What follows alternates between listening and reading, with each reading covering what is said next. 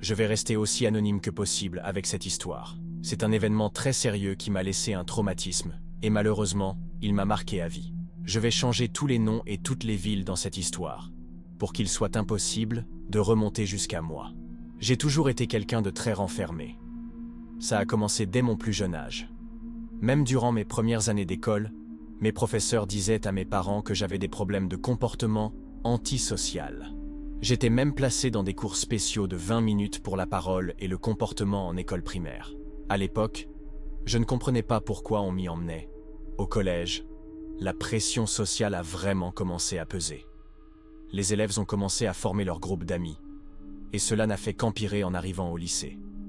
Je n'avais pas de troubles de l'apprentissage ou autres, mais des difficultés sociales qui se sont améliorées en grandissant. Mais, malgré tout, je me considère encore comme maladroit et introverti. Heureusement, j'ai réussi à me faire quelques amis proches, et j'en suis reconnaissant. Maintenant, parlons des filles. Évidemment, être un reclus social ne facilite pas les relations amoureuses. Sans entrer dans les détails, mais pour que mon histoire ait du sens, j'ai perdu ma virginité à 21 ans. C'est un peu tard, je dirais. À l'époque des faits, j'avais 23 ans. J'avais déjà quitté la maison de mes parents et je travaillais dans mon domaine depuis quelques années, avec un salaire élevé. J'avais acheté une maison de ville dans ma ville natale, spacieuse et plutôt impressionnante pour quelqu'un de 23 ans. Un jour, en sweepant sur Tinder, j'ai matché avec une fille plutôt jolie, qu'on appellera Emily. Nous sommes allés dîner dans un restaurant près de chez moi. J'étais un peu trop dans ma tête, persuadé qu'elle me trouvait bizarre ou maladroit. À la fin du rendez-vous, j'étais certain qu'elle ne voudrait plus jamais me revoir. Mais, plus tard, en rentrant chez moi, elle m'a envoyé un message. « J'ai vraiment aimé ce moment avec toi. Je me suis bien amusé. » J'étais fou de joie. On a alors enchaîné un deuxième, un troisième, puis un quatrième rendez-vous. Une fois que j'ai arrêté de trop réfléchir, tout semblait parfait. Nous sommes rapidement devenus un couple. Mais bien sûr, la phase de lune de miel ne dure jamais éternellement. Au début d'une relation, on est excité à chaque message ou appel de l'autre. On attend avec impatience ces petites attentions. Mais peu à peu, j'ai commencé à remarquer qu'elle m'écrivait trop souvent. À toute heure du jour et de la nuit, elle me demandait où j'étais et ce que je faisais. Si je mettais trop de temps à répondre, elle m'appelait ou envoyait des points d'interrogation pour insister. Un jour, alors qu'on était sur mon canapé, elle a exigé qu'on partage nos localisations en direct.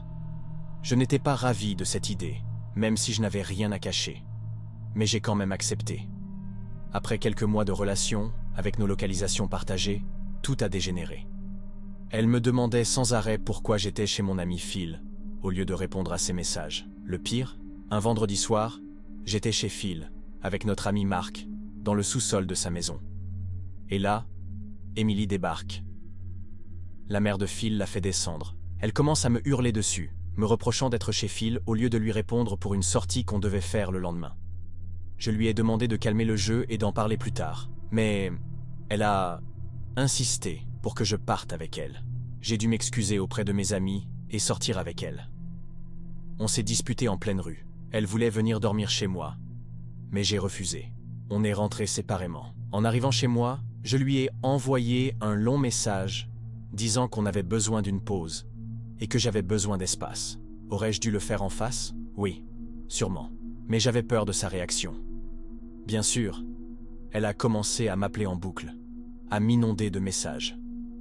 Quand j'ai arrêté de répondre, elle s'est mise à frapper violemment à ma porte et à sonner sans arrêt. C'était si intense qu'un de mes voisins est sorti et lui a demandé ce qu'elle faisait. Je l'ai entendu lui hurler dessus en me traitant de tous les noms. Finalement, elle est partie, mais j'étais profondément perturbé. J'ai alors arrêté de partager ma localisation avec elle. Elle l'a immédiatement remarqué et m'a envoyé des messages de rage. J'étais de plus en plus convaincu d'avoir fait le bon choix. Mon dernier message pour elle a été « Je suis désolé, Emily, mais je dois te bloquer un moment. Tu me fais peur. » Surprise, elle n'est pas venue frapper à ma porte cette fois-ci, mais j'ai remarqué qu'elle avait aussi coupé le partage de sa localisation immédiatement après. Une semaine plus tard, je suis retourné chez Phil pour passer la soirée avec mes potes. Je suis rentré vers 23 heures. Je n'avais pas sommeil et j'avais faim. Alors j'ai mis un plat au micro-ondes et je me suis affalé sur le canapé pour chercher un film d'horreur à regarder. Quand le micro-ondes a bipé, il y a eu un silence complet. Et là, j'ai entendu un clic ou un bruit sourd venant de la salle à manger. Pour que vous compreniez, ma maison de ville avait un plan circulaire. Salle à manger, bureau, salon, cuisine, retour à la salle à manger. Mais une porte séparait le bureau de la salle à manger. J'ai coupé le son de la télé pour écouter. Et là, j'ai entendu cette porte s'ouvrir. Mon sang s'est glacé. J'ai regardé vers la salle à manger. J'ai crié « Qui est là ?» Silence total. Je suis entré dans la salle à manger et la porte était grande ouverte. Je ferme toujours toutes les portes chez moi.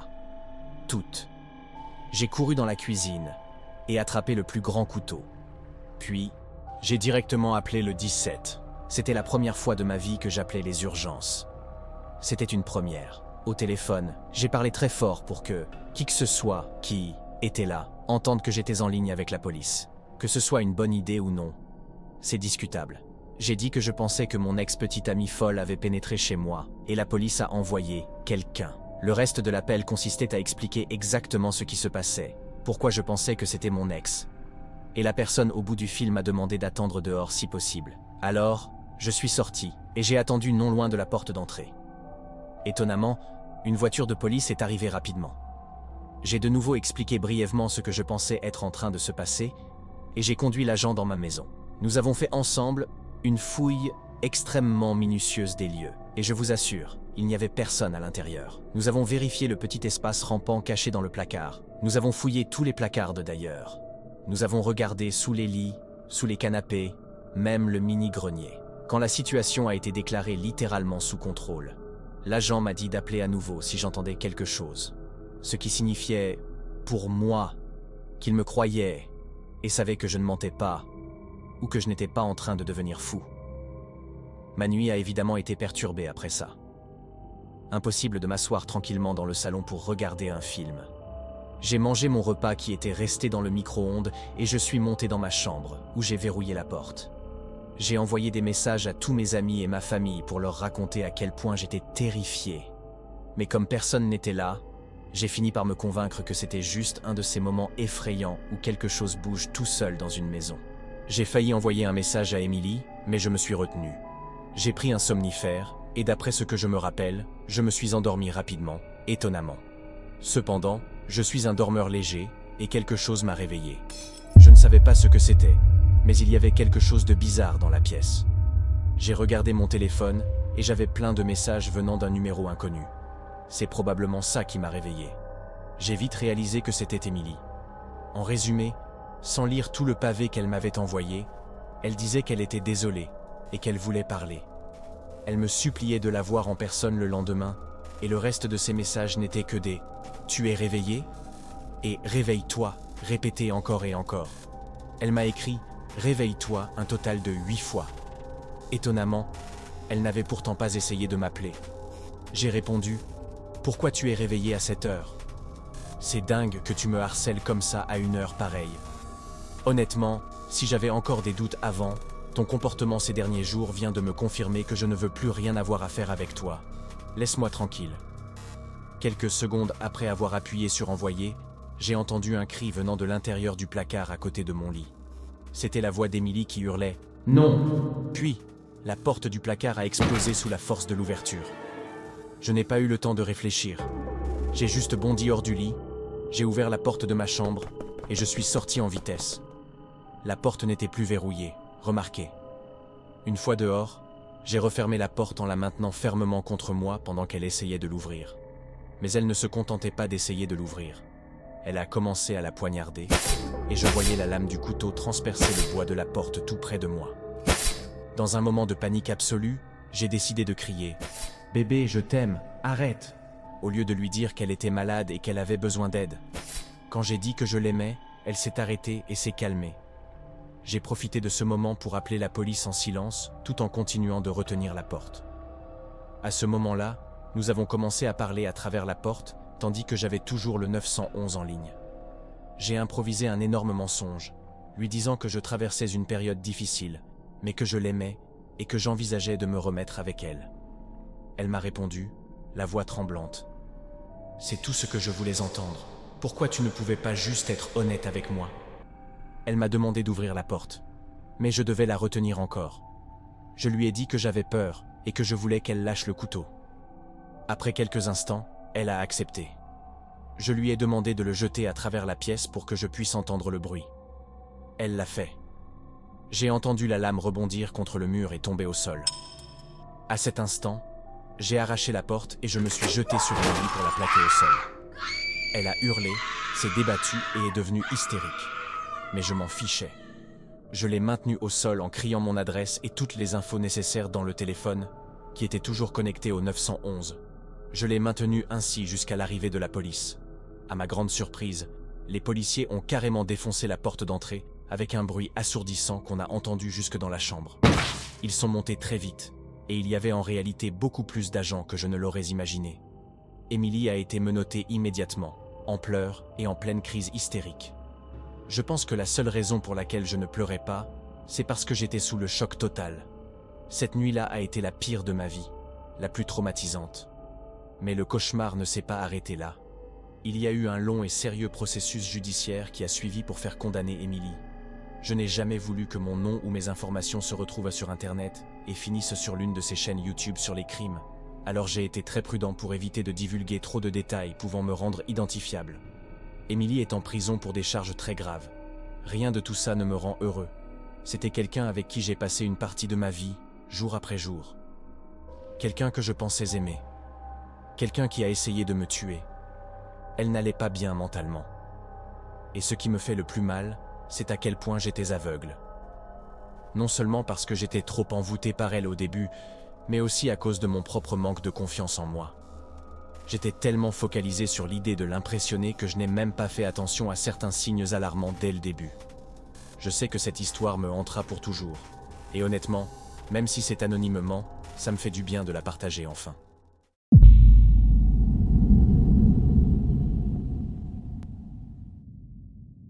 Quand j'avais 22 ans, j'ai commencé à voir un gars que j'avais rencontré sur une application de rencontre pendant un certain temps. Il s'appelait Maxime. Nous avons eu environ 4 rendez-vous sur un peu plus d'un mois. Au début, tout semblait bien. Notre premier rendez-vous a été un café rapide, moins d'1 heure. Plutôt une sorte de test pour voir s'il semblait normal. Notre deuxième rendez-vous s'est déroulé dans un bar où nous avons pris quelques verres. Nous étions légèrement éméchés, et c'était un bon moment. Notre troisième rendez-vous était un dîner, et c'est à ce moment-là que j'ai commencé à me poser des questions. Des questions sur le fait de savoir si nos personnalités correspondaient vraiment, ou s'il y avait quelque chose d'étrange chez lui. Le rendez-vous s'est tout de même terminé par un baiser, le premier et le seul que nous ayons échangé, ce qui m'a convaincu que si je l'avais laissé m'embrasser, c'est que tout s'était bien passé. Ce n'est que quelques semaines plus tard que nous avons eu notre 4e et dernier rendez-vous. Nous sommes encore sortis boire un verre, mais cette fois-ci, j'étais moins enthousiaste. J'étais plus attentive à ses petites manies, et je me suis rendu compte qu'elles étaient étranges. Difficile d'expliquer exactement pourquoi, mais certaines de ses mimiques donnaient une impression antisociale, presque inquiétante. Ce soir-là, il a aussi bu beaucoup trop et est devenu très tactile au bar, essayant de m'embrasser à plusieurs reprises. Je n'aime pas les démonstrations d'affection en public, surtout dans un bar bondé. J'ai poliment repoussé ses avances. Quelques minutes plus tard, j'ai mentionné que j'étais fatiguée, insinuant fortement que nous devrions partir. Il a demandé l'addition, l'a payée, puis nous avons pris nos manteaux et sommes sortis. Alors que nous marchions vers nos voitures, il m'a arrêtée et m'a très directement demandé si nous pouvions rentrer ensemble. J'ai répondu « Pas ce soir, je suis fatiguée et je travaille demain », ce qui était un mensonge. Il a insisté, proposant même de me conduire au travail le lendemain. J'ai trouvé cela absurde, qu'il soit ivre ou non. De plus, je n'aimais pas du tout l'idée qu'il conduise en état d'ébriété. J'ai pris la décision à ce moment-là que je ne le reverrai plus. Je suis allée à ma voiture, garée dans un parking de l'autre côté de la rue, et j'ai commencé à rentrer lentement chez moi, car j'avais bu un peu. Je n'étais pas ivre, mais je faisais preuve d'une grande prudence. J'étais aussi très attentive à mon environnement, cherchant du regard des policiers, ce qui m'a peut-être permis de remarquer qu'une voiture me suivait après plusieurs virages. À un certain feu rouge, J'ai réalisé que cela ressemblait à la voiture de Maxime. Je lui ai envoyé un message. « Tu me suis ?» Il a répondu presque immédiatement. « Oui, je veux juste m'assurer que tu rentres bien. » J'ai essayé de l'appeler, mais il n'a pas décroché. C'était étrange, et franchement, effrayant. Je me suis arrêtée sur le côté et lui ai envoyé un message lui demandant d'arrêter de me suivre, que j'allais bien. Il s'est arrêté un instant au milieu de la route, probablement pour lire mon message, puis il a accéléré et m'a dépassé. Il ne m'a pas répondu. Pas avant que je sois chez moi, dans mon lit. Il m'a envoyé. « J'espère que je ne t'ai pas fait peur ce soir. Désolée, j'ai trop bu. La prochaine fois, on devrait faire quelque chose de plus tranquille, comme un dîner chez moi. » Je n'ai pas répondu. Le lendemain matin, il a renchéri. « Oh non! Est-ce que le feeling est mort ?» J'ai décidé d'attendre un peu avant de répondre. Moins de 2 heures plus tard, il m'a envoyé un point d'interrogation. J'ai donc fini par répondre, avant que cela ne devienne pire. J'ai écrit « Hey, j'ai apprécié apprendre à te connaître, mais je pense que nos personnalités ne collent pas vraiment. En ce moment, je veux juste me concentrer sur moi-même. J'espère que tu comprends. » C'est à partir de là que les messages de colère ont commencé à arriver. Le pire d'entre eux était « Non, je ne comprends pas. Tu m'as fait perdre mon temps pendant 4 rendez-vous pour me dire ça? Alors rembourse-moi la moitié de tout ce que j'ai payé pour toi. » Il y avait d'autres messages haineux contenant des informations personnelles, donc je ne vais pas les mentionner ici, mais c'était suffisant pour me pousser à le bloquer. Je pensais que ce serait la fin de l'histoire, mais j'ai commencé à recevoir des appels en numéro masqué en continu. Je les ai ignorés jusqu'à ce qu'ils semblent enfin comprendre et arrêtent. Le lendemain, alors que mes parents n'étaient pas à la maison, je suis rentrée du travail et j'ai trouvé un bouquet de fleurs devant la porte, accompagné d'une carte. C'était une lettre d'excuse de Maxime, me suppliant de lui donner une seconde chance. Il savait où j'habitais. Cela m'a terrifiée. Dans son esprit, il devait sûrement penser que c'était charmant ou romantique, alors que c'était en réalité extrêmement inquiétant. J'ai envoyé un dernier message, lui demandant de ne plus jamais me contacter ni venir chez moi, sinon je porterais plainte. Je l'ai gardé bloqué et n'ai jamais vu sa réponse. Je pensais que c'était terminé. Je me trompais complètement. Peu de temps après, je me suis retrouvée seule à la maison pour la nuit. La maison de mes parents est grande et ma chambre était située au dernier étage. En pleine nuit, je me suis réveillée à cause d'un bruit. Au début, je n'étais pas certaine de ce que j'avais entendu, mais j'avais l'impression que ça venait d'en bas. J'ai écouté attentivement, puis j'ai entendu ce qui ressemblait très clairement à une porte qui s'ouvrait à l'étage. Personne n'était censé être là. Même encore à moitié endormie, j'ai immédiatement pensé à un cambrioleur. Je suis descendue de mon lit et me suis glissée en dessous. Avant d'appeler le 911, j'ai envoyé un message à toute ma famille pour demander qui était à la maison. J'entendais encore des bruits, venant d'une autre chambre. Puis, ma porte de chambre s'est ouverte et des pas ont grimpé l'escalier en moquette. Silence. Je ne pouvais pas entendre les pas à cause du tapis, mais j'ai ensuite entendu les tiroirs de ma table de chevet s'ouvrir. Je me suis couverte la bouche avec ma main pour masquer ma respiration. Mon cœur battait à tout rompre. Puis, j'ai entendu une voix d'homme marmonner. « Putain de merde. » J'ai pensé, attends, cette voix, ça ressemble à celle de Maxime. Je n'ai pas bougé, priant pour que mon téléphone ne fasse aucun bruit. Il a fouillé mes tiroirs, puis je l'ai entendu s'asseoir sur mon lit. À travers le tissu du lit, je voyais ses chaussures. Même dans l'obscurité, elles étaient visibles. Je ne sais pas combien de temps il est resté là, mais ça m'a paru une éternité. Puis il a murmuré « Putain de salope !» avant de se lever, refermer les tiroirs, descendre les escaliers et quitter la maison. J'ai enfin appelé la police, murmurant dans le téléphone. Ils ont confirmé que toutes les fenêtres étaient déverrouillées et qu'une d'elles était assez grande pour qu'il entre. J'ai obtenu une ordonnance restrictive. Il ne m'a plus jamais contactée. Mais même aujourd'hui, j'ai peur qu'il découvre où je vis.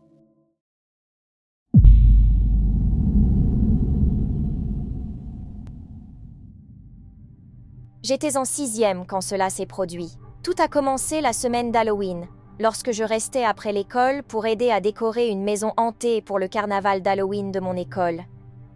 J'avais l'habitude de rester avec quelques amis pour m'amuser tout en étant récompensée avec de la pizza pour notre aide. Il y avait aussi un autre garçon qui restait tard. Je vais l'appeler Chris.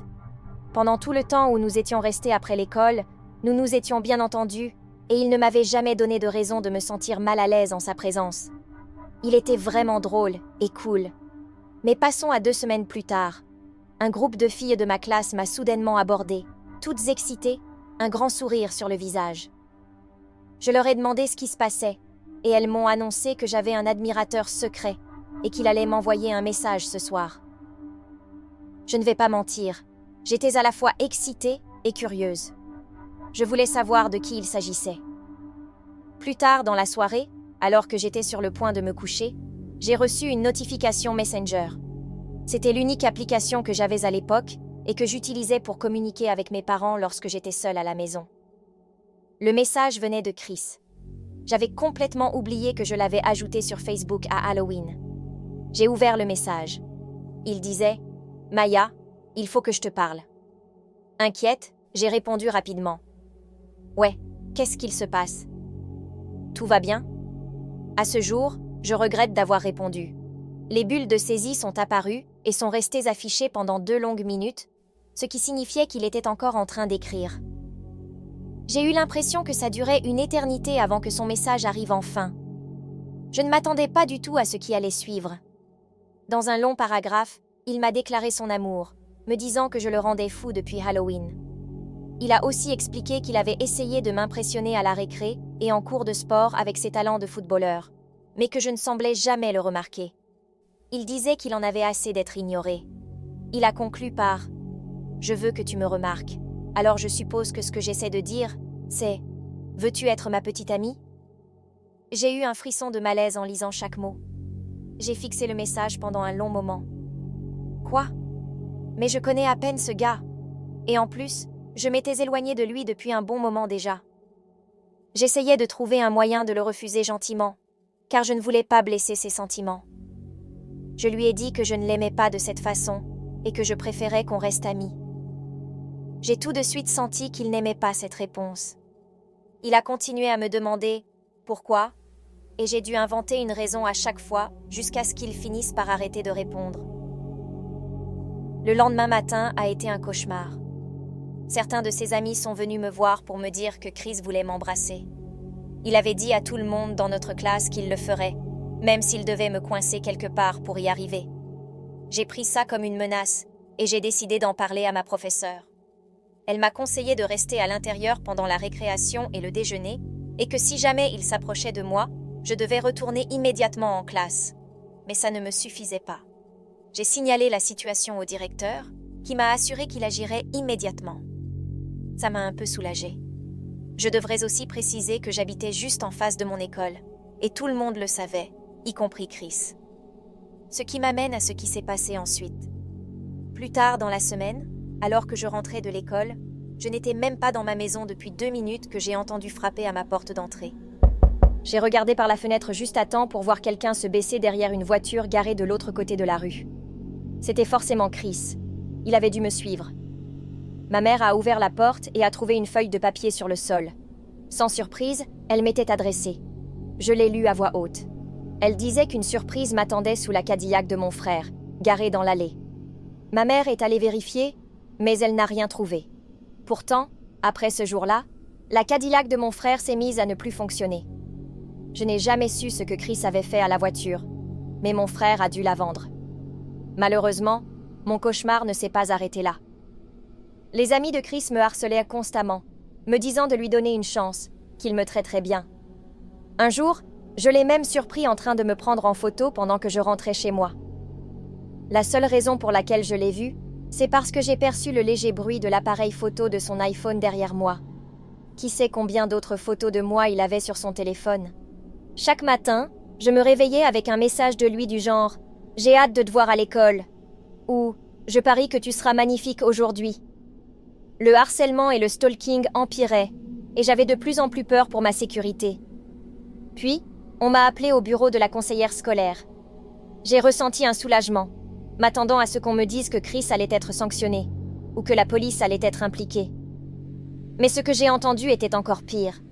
La conseillère m'a dit que les garçons resteront toujours des garçons, qu'ils font des choses folles quand ils sont amoureux, et que je ne devrais pas être en colère pour ça. Elle a ajouté que je devrais me sentir flattée, que ce genre de choses était inévitable, et que je devais juste l'accepter et en tirer une leçon.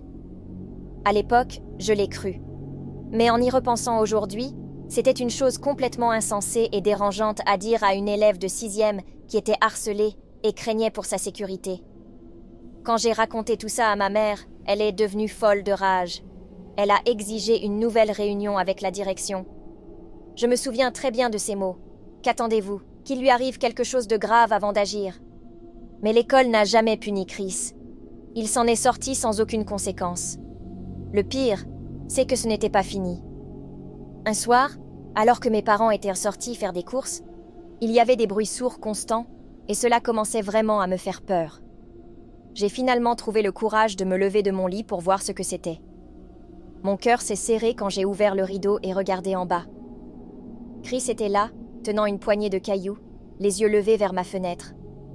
D'une manière ou d'une autre, il avait réussi à savoir quelle fenêtre était la mienne. Il s'apprêtait à lancer un autre caillou lorsqu'il m'a vue. Je pouvais à peine distinguer qu'il disait quelque chose, mais je ne suis pas restée pour savoir quoi. Je me souviens être allée vérifier si toutes les fenêtres et portes étaient bien verrouillées. Heureusement, elles l'étaient. Quand je suis retournée dans ma chambre, j'ai reçu 4 messages de Chris. « Pourquoi es-tu partie? Je veux juste te parler. Je suis désolée. Tout ce que je voulais, c'était un baiser. S'il te plaît, pardonne-moi. Tu n'es pas celle que je pensais. » Je l'ai bloqué immédiatement après ça. Heureusement, je n'ai plus jamais eu d'incident avec lui, même si j'ai dû le croiser tous les jours à l'école, de la 6e jusqu'à la terminale. La dernière chose que j'ai apprise sur lui, il a été arrêté. Dieu seul sait pourquoi. Mais le pire et le plus effrayant dans mon histoire, c'est qu'une conseillère scolaire a osé me dire que ce genre de comportement était un compliment et une expérience dont je devais tirer une leçon en tant que fille. J'espère sincèrement que cette femme ne travaille plus avec des enfants et que je ne reverrai plus jamais Chris.